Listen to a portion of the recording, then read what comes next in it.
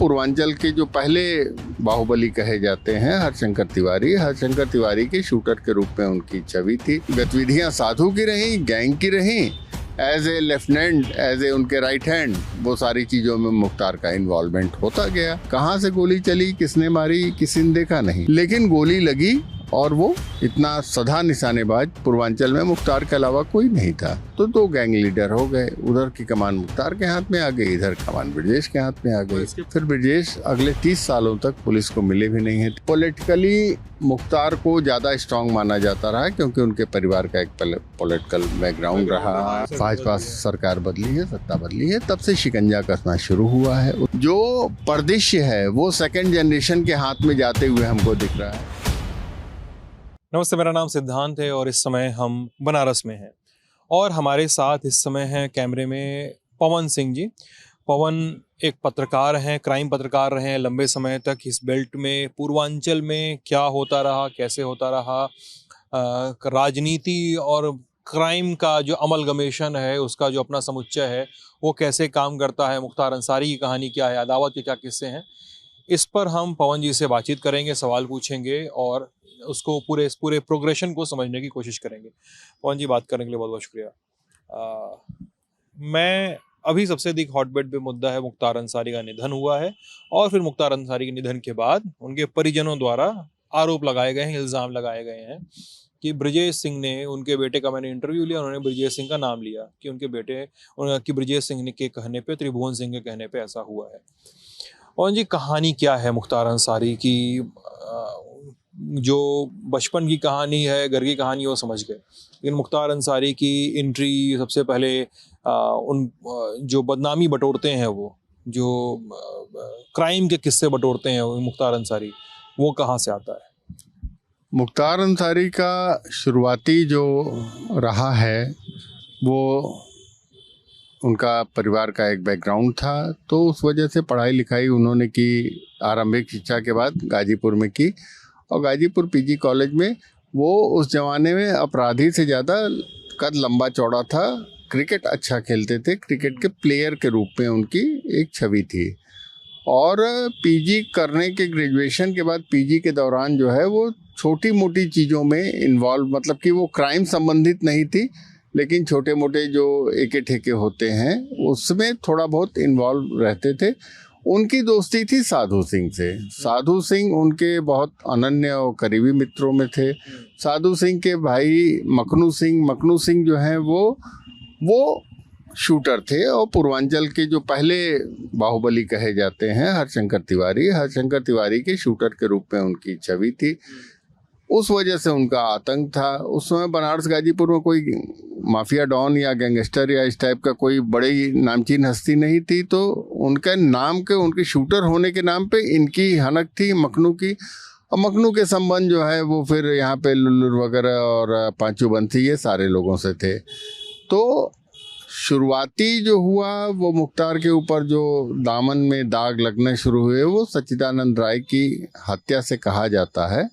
लेकिन पूर्वांचल की, मुख्तार की और ब्रजेश की जो गैंगवार की कहानी शुरू कही जाती है, वो कहानी इन दोनों के बीच कभी किसी तरीके का सीधा टकराव, कहीं से कोई टकराव का कोई वही नहीं था। ब्रजेश यूपी कॉलेज में पढ़ने वाले और ये धरारा गांव के रहने वाले, गाजीपुर से कोई रिश्ता सरोकार ऐसा नहीं। ब्रजेश के फादर का मर्डर हुआ और मतलब कड़ियाँ कैसे जुड़ती हैं, फादर के मर्डर में जो लोग जुड़े हुए थे वो मखनू से जुड़े हुए थे जो आरोपित थे।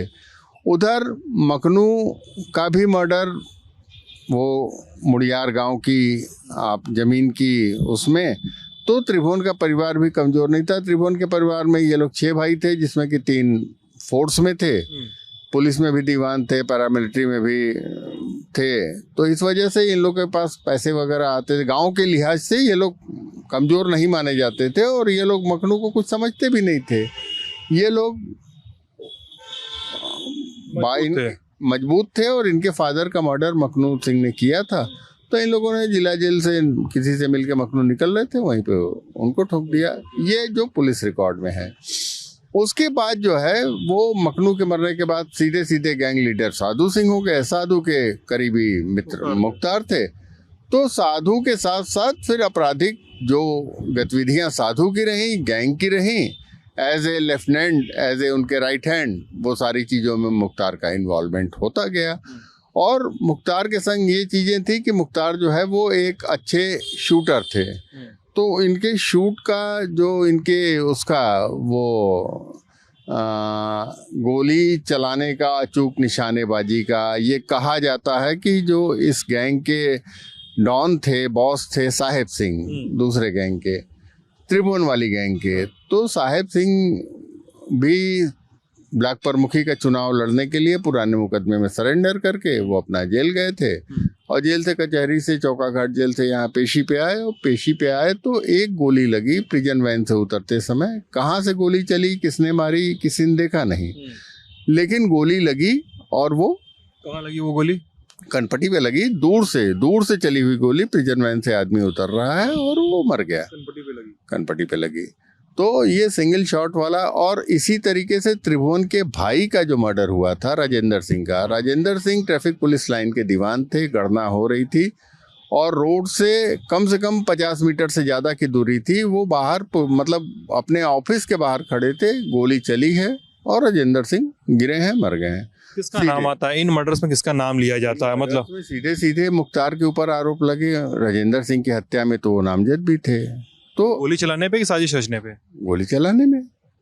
तो राजेंद्र दीवान की जो दीवान हत्याकांड कहा जाता है, राजेंद्र सिंह दीवान की जो हत्या हुई थी, साहेब सिंह वाले में तो हमको नहीं लगता है कि उसमें सीधे तौर पे मुख्तार का, लेकिन कहा जाता था कि इतना शार्प निशानेबाज, इतना सधा निशानेबाज पूर्वांचल में मुख्तार के अलावा कोई नहीं था। और साधु सिंह की 1989 में, 89 में, साधु सिंह भी उसी प्रमुखी का चुनाव लड़ने के लिए अपने पुराने मामले में सरेंडर करके जेल गए। जेल से फिर थोड़ी उनकी ज़्यादा हनक थी, तो पॉलिटिकल, ये कहा जाता है कि पॉलिटिकल संरक्षण था, इस वजह से उनको जो है वो अस्पताल में शिफ्ट किया गया। और अस्पताल में जब शिफ्ट किया गया तो उस समय उनका मर्डर हुआ, अस्पताल में पुलिस कस्टडी में मर्डर हुआ था। और उसी रात को 12-1 बजे उनका मर्डर हुआ होगा। फिर वहाँ से जो टीम होती है शूटर्स की, वो आती है मुड़ियार गांव में, उनके भाई का मर्डर करती है और फिर निकल जाती है उसी रात में सेम। तो ये जो घटनाएं थी, अब इसमें ये हुआ कि साधु भी मर गए, इधर साहिब भी मर गए, तो 2 गैंग लीडर हो गए। उधर की कमान मुख्तार के हाथ में आ गई, इधर कमान ब्रजेश के हाथ में आ गई। इसके पहले दोनों एक दूसरे के लोगों को ठोक रहे थे।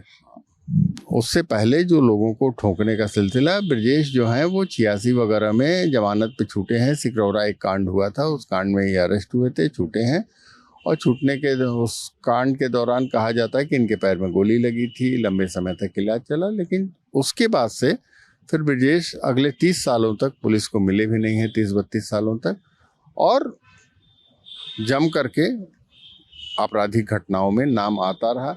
मुख्तार अंसारी का नाम उसके बाद, जो साधु सिंह की हत्या के बाद, जो ये बदला लेने के लिए कहा जाता है कि अवधेश राय की हत्या कराई गई। अवधेश राय की हत्या में नाम, अवधेश राय का नाम साधु सिंह की हत्या में आता था। हाँ, मतलब वो साधु सिंह की हत्या क्या, वो उस गिरोह के शरणदाता, संरक्षणदाता, उनके सिंपैथाइजर ये माने जाते थे।